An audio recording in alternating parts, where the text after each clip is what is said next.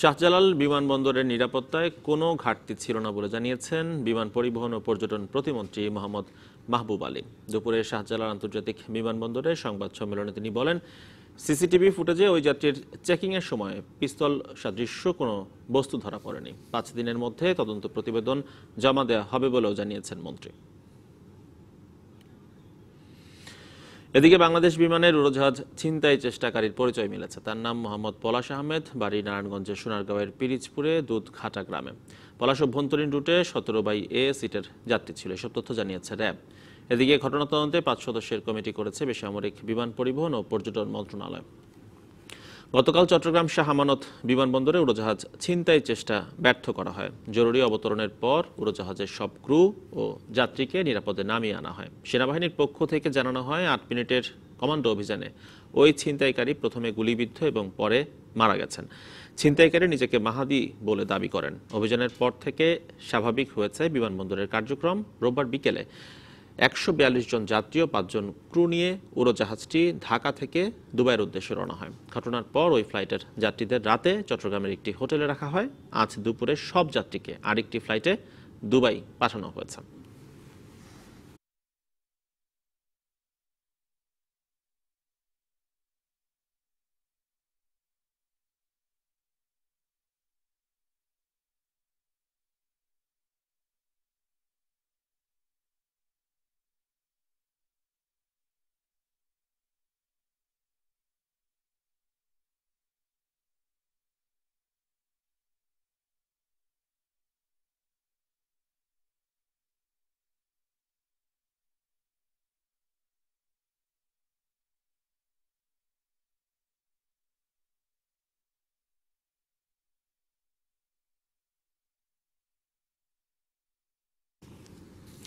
পিলখানা হত্যার বিচারের রায় দ্রুতই কার্যকর করা হবে বলে জানিয়েছেন স্বরাষ্ট্রমন্ত্রী আসাদুজ্জামান খান কামাল। এদিকে এই ঘটনার সুষ্ঠু তদন্ত হয়নি বলে অভিযোগ করেছেন বিএনপি মহাসচিব মির্জা ফখরুল ইসলাম আলমগীর। পিলখানা হত্যাকাণ্ডের 10ম বার্ষিকীতে রাজধানীর বনানীতে সামরিক কবরস্থানে ফুল দিয়ে শ্রদ্ধা নিবেদনের পর তারা এসব কথা বলেছেন।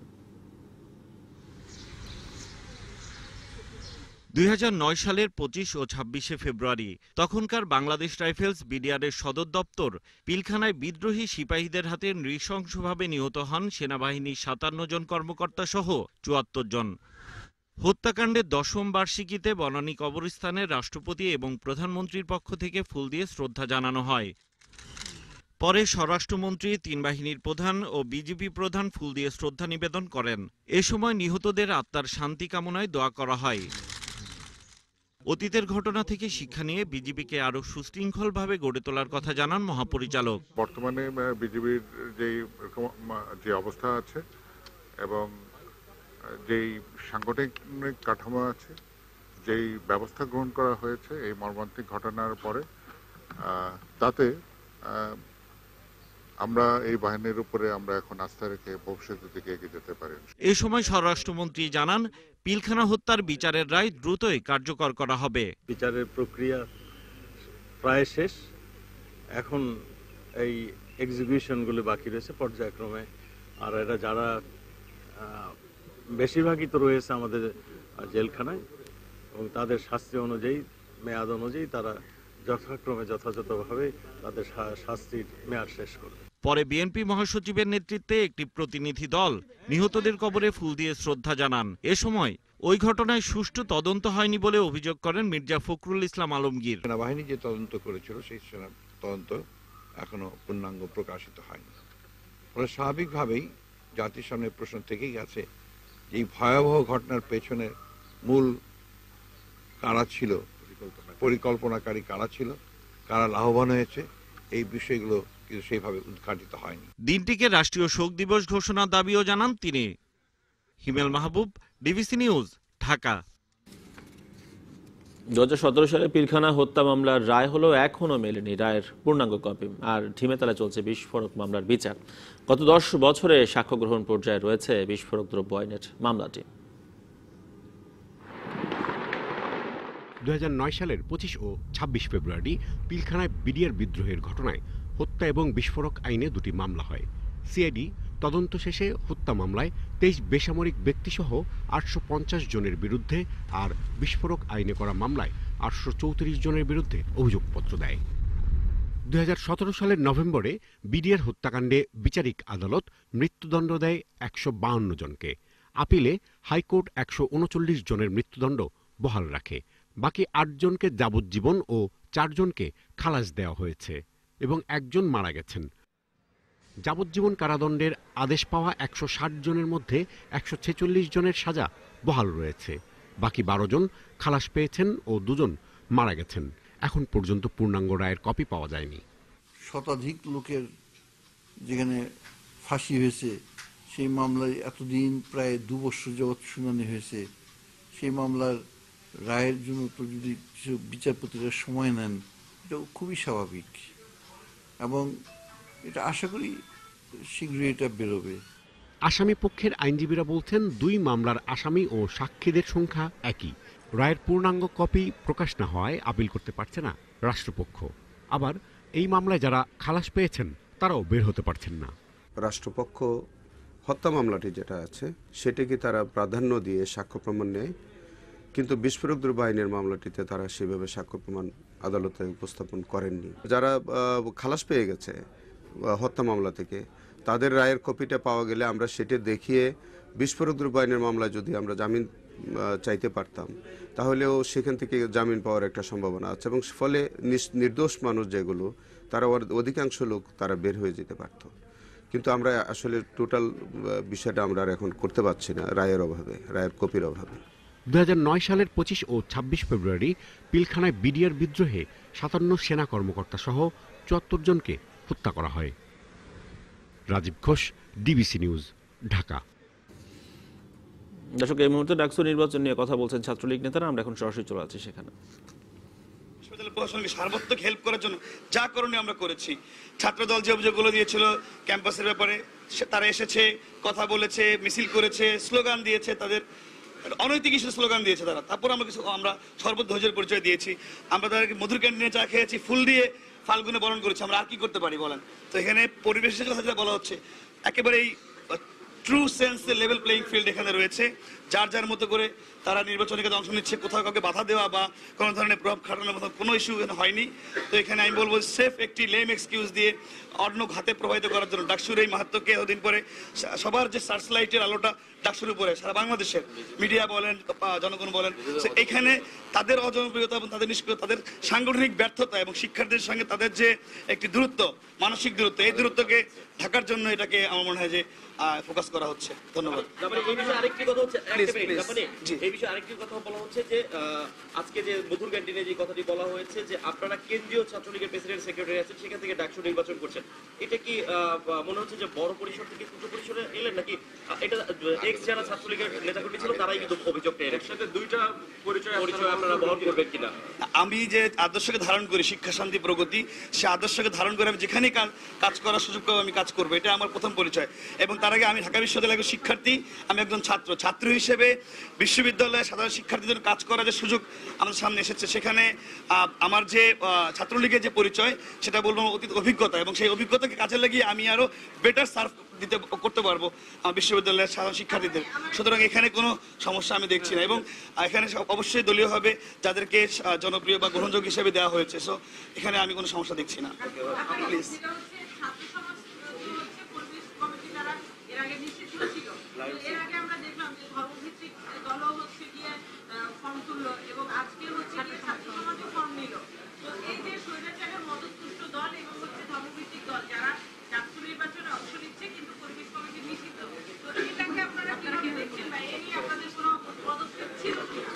ডাকসু সম্পূর্ণ ঢাকা বিশ্ববিদ্যালয় প্রশাসনের এখতিয়ার। এখানে তাদের সম্পর্কে যেহেতু অলরেডি নীতিমালা রয়েছে, আমরা অবশ্যই সেই নীতিমালা শ্রদ্ধা জ্ঞাপন করে আমরা কোনো ধর্মীয় উগ্রপন্থী প্রতিক্রিয়াশীল গোষ্ঠী এবং যারা নিষিদ্ধ তাদের কোনো কার্যক্রমকে আমরা সমর্থন করি না। সো এখানে হ্যাঁ, এবং ঢাকা বিশ্ববিদ্যালয়ের শিক্ষার্থীরা মেনে নেবে না।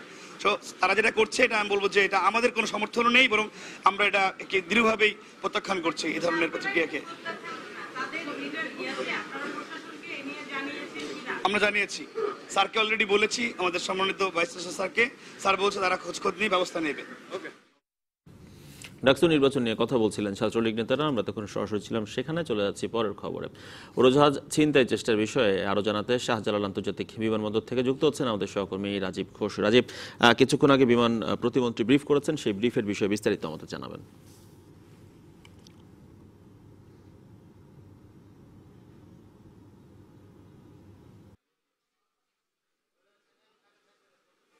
জি, যদি স্পষ্ট করে কিছু বলা হয় সেটা হচ্ছে যে অনেকগুলো প্রশ্ন রেখে এই প্রশ্নের উত্তর না দিয়েই এই ব্রিফিংটি শেষ করা হয়েছে। কারণ বিমান প্রতিমন্ত্রী, বিমান সচিব এবং সিভিল এভিয়েশনের যে চেয়ারম্যান, এই তিনজনে এই ব্রিফিংয়ে ছিল। তার আগে ওনারা এই এয়ারপোর্টের অভ্যন্তরীণ এবং আন্তর্জাতিক টার্মিনালের পুরো নিরাপত্তা ব্যবস্থা পর্যবেক্ষণের পরে এই ব্রিফিং করেছেন। শুরুতেই প্রশ্ন ছিল যে গতকালকের এই বিমান ছিনতাই চেষ্টার যে ঘটনাটি ছিল সেই সম্পর্কে বিস্তারিত জানানোর জন্য, কিন্তু স্পষ্টভাবে এখন পর্যন্ত তারা কিছু বলতে পারেননি।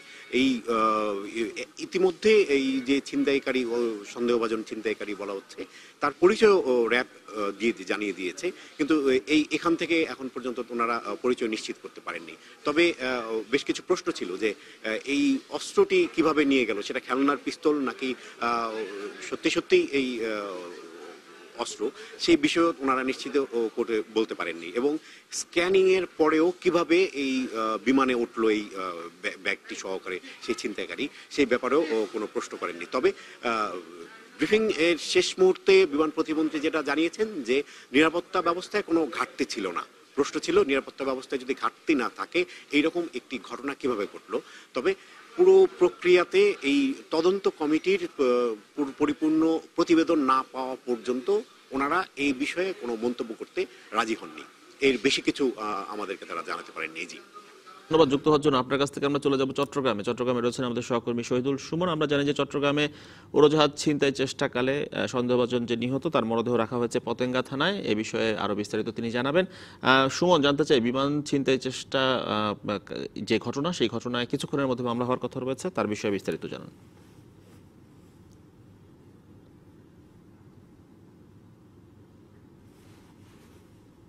প্রক্রিয়া চলছে বলে আমাদেরকে পতেঙ্গা থানার যিনি ভারপ্রাপ্ত কর্মকর্তা রয়েছেন তিনি আমাদেরকে জানিয়েছেন যে সিভিল এভিয়েশন কর্তৃপক্ষ থেকে মামলার এজাহারটি নিয়ে আসলে এখানে মামলা তারা করবেন। এই কিন্তু যে জিনিসটি যে গতকালকে যেই ঘটনায় নিহত হয়েছেন যে যুবকটি, তার পরিচয় নিয়েও কিন্তু একটি ধোঁয়াশা সৃষ্টি হচ্ছে। র্যাব এক ধরনের কথা বলছেন, পুলিশের পক্ষ থেকে বলছেন সেটি আসলে র্যাব যেটি বলছেন সেটি তারা জানাতে পারবে না কি পরিচয়, তার আরো যাচাই বাছাই করে কিন্তু তার পরিচয় জানা হবে। তবে এখনো পর্যন্ত মামলা দায়ের হয়নি। সিভিল এভিয়েশন কর্তৃপক্ষ থেকে যদি এজাহার নিয়ে আসা হলে মামলা হবে, কিন্তু যেই যুবকটি নিহত হয়েছেন তার মরদেহ ময়নাতদন্তের জন্য চট্টগ্রাম মেডিকেল কলেজ হাসপাতালে রয়েছেন।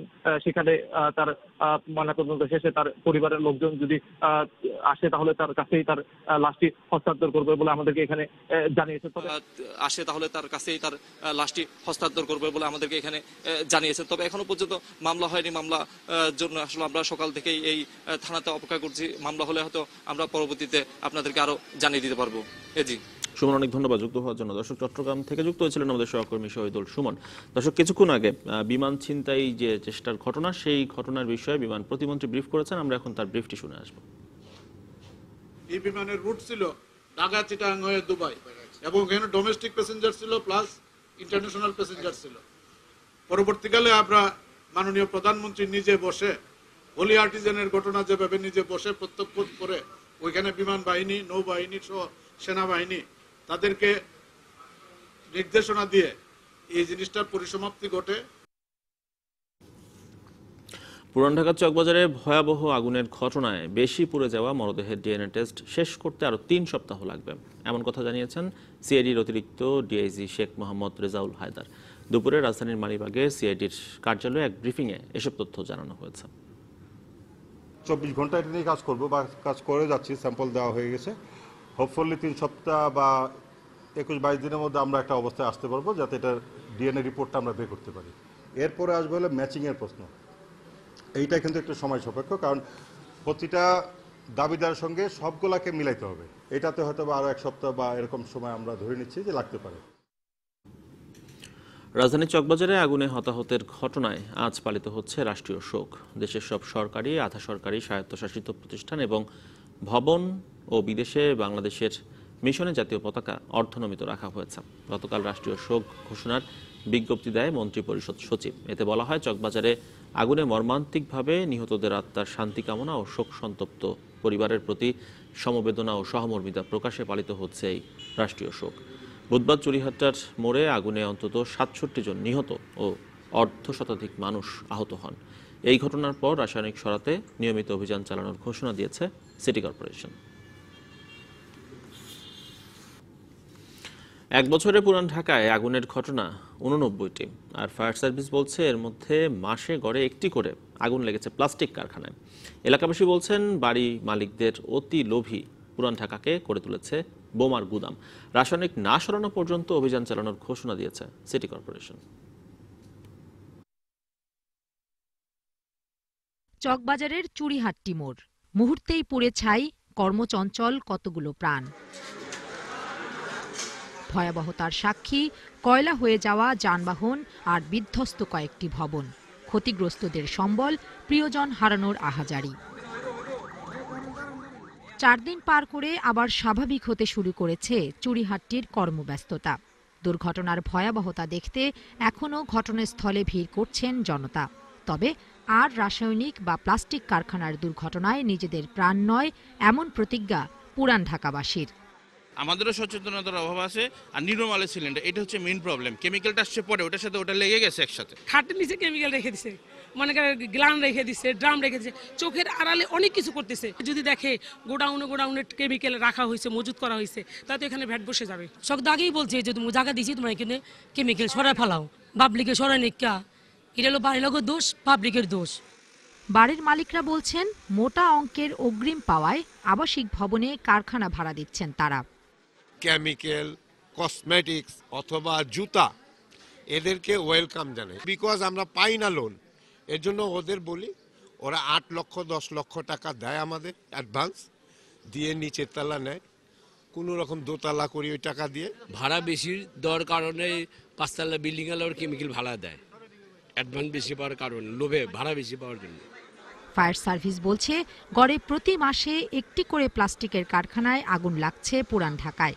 এসব এলাকায় রাসায়নিক ও প্লাস্টিকের গুদাম থাকায় কারখানা বন্ধ থাকলেও বৈদ্যুতিক শর্ট সার্কিট থেকে আগুন লেগে তা ভয়াবহ আকার ধারণ করছে।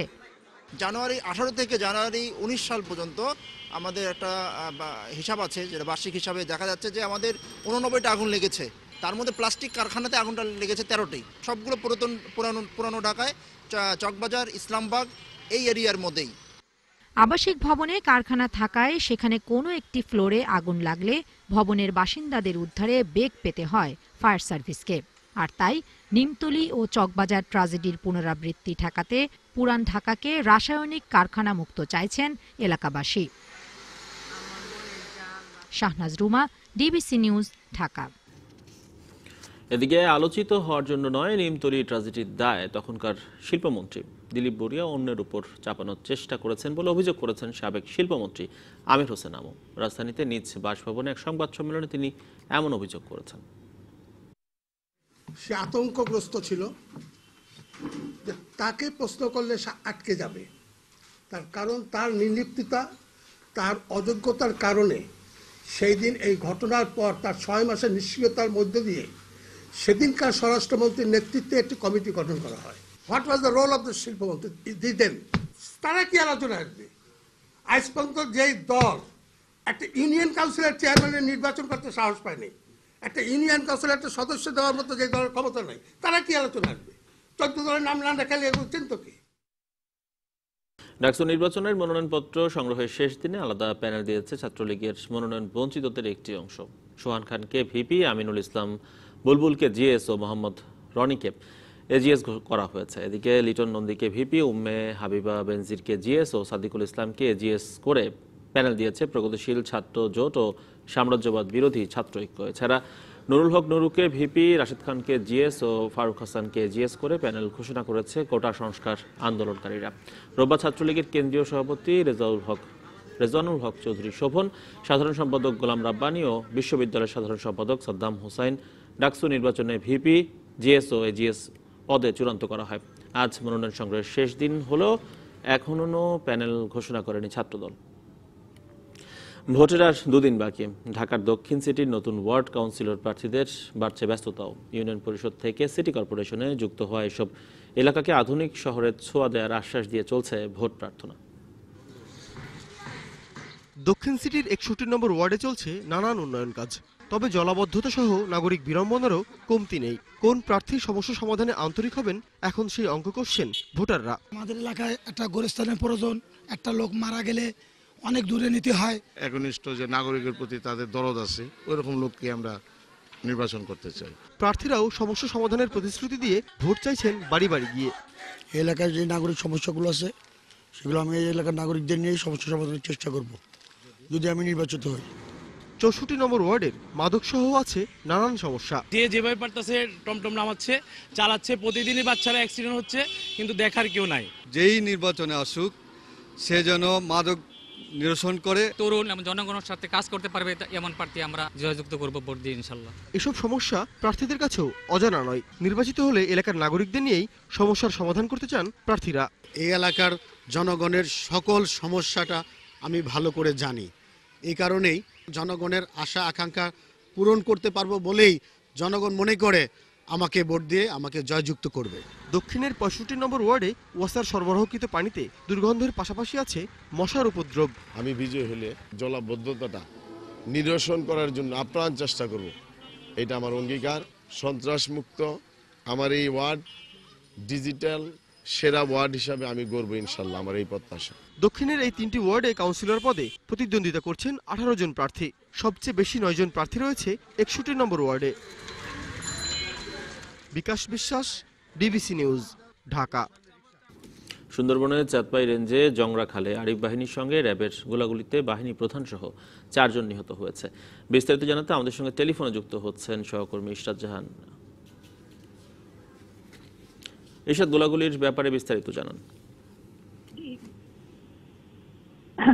সুন্দরবনের চাঁদপাই রেঞ্জের জংলার খাল এলাকায় জলদস্যু আরিফ বাহিনীর সাথে র্যাব 8-এর বন্দুকযুদ্ধ চলছে।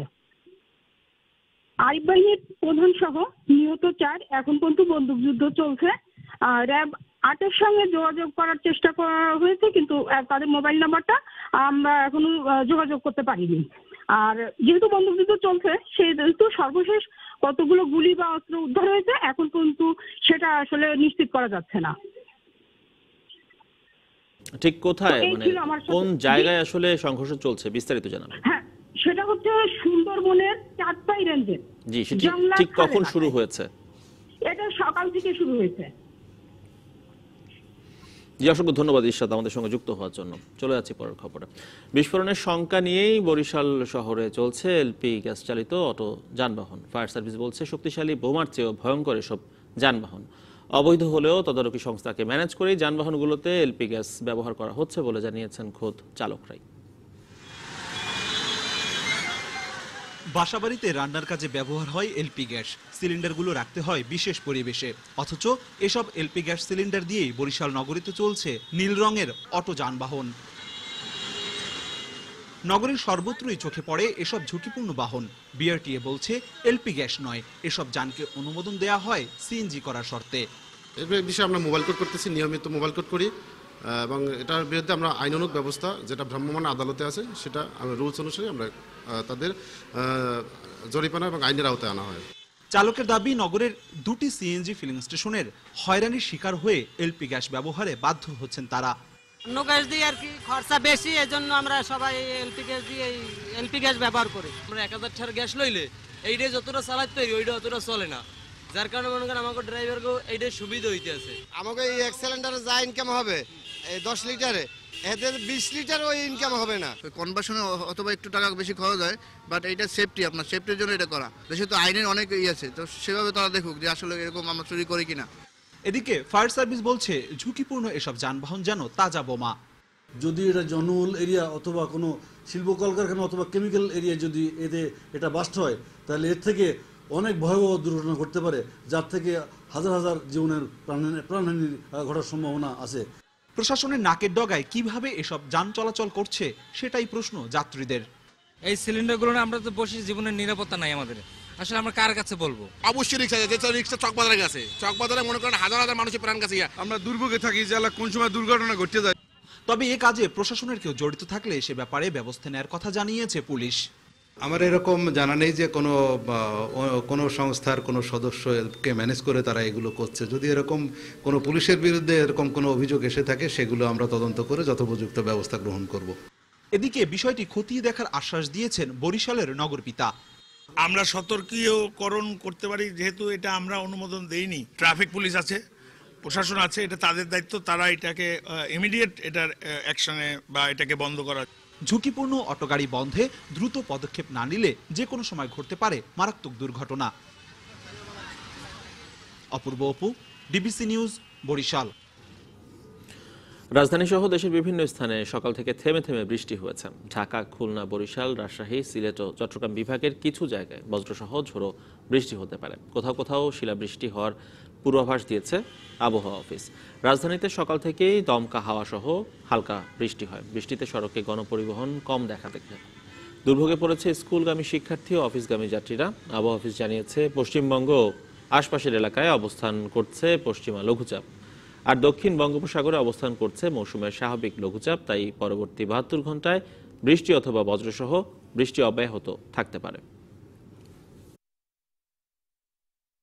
আশুলিয়ায় রড বোঝাই ট্রাকের সঙ্গে পুলিশের ভ্যানের মুখোমুখি সংঘর্ষে নিহত হয়েছেন আশুলিয়া থানার সহকারী উপপরিদর্শক জসিমউদ্দিন। এই ঘটনায় আহত হয়েছেন আরও 3 জন পুলিশ সদস্য। পুলিশ জানিয়েছে, ভোর 5টার দিকে টঙ্গী আশুলিয়া ইপিজেড সড়কের আশুলিয়ার ঘোষবাগ এলাকায় এই ঘটনা ঘটেছে। ঘোষবাগ এলাকায় পুলিশ ভ্যানের সঙ্গে বিপরীত দিক থেকে আসা একটি রড বোঝাই ট্রাকের মুখোমুখি সংঘর্ষ হয়। এতে এএসআই জসিমউদ্দিন সহ আহত হন পুলিশ ভ্যানের চালক দুলাল মিয়া, কনস্টেবল নাজমুল হুদা এবং অনিক আহমেদ। পরে তাদেরকে স্থানীয় নারী ও শিশু স্বাস্থ্য কেন্দ্রে নিয়ে যাওয়া হলে চিকিৎসক এএসআই জসিমউদ্দিনকে মৃত ঘোষণা করেন। ট্রাকটি আটক করা সম্ভব হলেও চালক ও সহকারী ঘটনার পরপরই পালিয়ে যায় বলে জানিয়েছে পুলিশ। আরও একটি বিরতি, সঙ্গে থাকুন।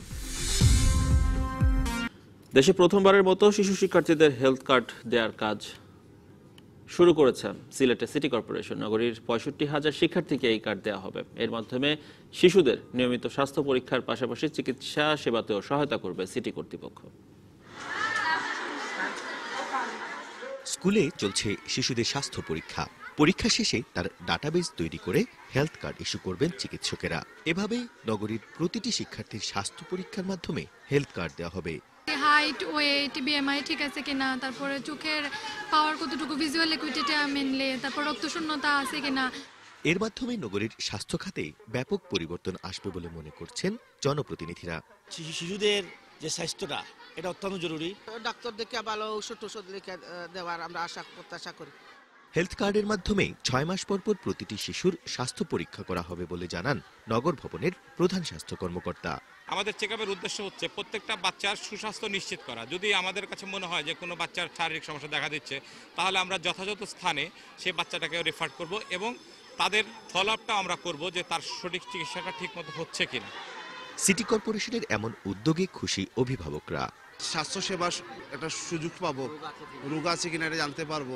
এটা খারাপ হইতো না, ভালো হইবো। এটা প্রথম ধাপে 4টি স্কুলে হেলথ কার্ড দেওয়া হচ্ছে।